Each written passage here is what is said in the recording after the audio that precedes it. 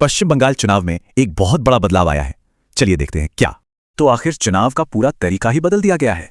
इस बदलाव को समझने के लिए पहले 2021 में क्या हुआ था वो देखना होगा। 2021 में वोटिंग हुई थी पूरे 8 फेज में, मतलब एक लंबा प्रोसेस। और ये इसलिए था ताकि राज्य के 7.5 करोड़ वोटर्स को मैनेज किया जा सके। और इसका असर देखिए, 81% से भी ज्यादा का जबरदस्त वोटर टर्नआउट रहा। तो जब सारे वोट गिने गए, AITC को जबरदस्त बहुमत हासिल हुआ।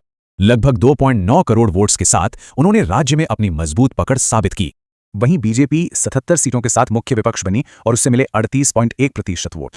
अब आते हैं 2026 पर और देखते हैं कि इस बार तस्वीर कैसे पूरी तरह अलग है। सबसे बड़ा बदलाव, चुनाव 8 फेज से घटकर सिर्फ 2 फेज का हो गया है। मतलब ये कि पूरा कैंपेन अब बहुत तेजी से और कम समय में खत्म होगा। लेकिन हाँ, समय कम होने का मतलब ये बिल्कुल नहीं है कि पॉलिटिकल टेंशन कम हो गया है। जैसे गृह मंत्री अमित शाह पूरे कॉन्फिडेंस से बीजेपी की बहुमत वाली सरकार का दावा कर रहे हैं, तो वहीं प्रधानमंत्री मोदी का कहना है कि पिछले चुनावों के मुकाबले हिंसा में कमी आई है। हालांकि पहले फेज की वोटिंग से जो खबरें आईं वो कुछ और ही कहानी बताती हैं।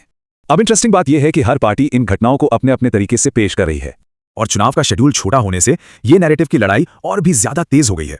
तो सवाल ये उठता है कि 8 से 2 फेज का ये बदलाव इतना जरूरी क्यों है। ये एक ऐसा बदलाव है जो बंगाल की पॉलिटिक्स का पूरा गेम बदल सकता है। तो क्या ये 2 फेज की रेस मौजूदा सरकार को फायदा देगी या चैलेंजर को? इसका जवाब तो 4 मई को ही मिलेगा।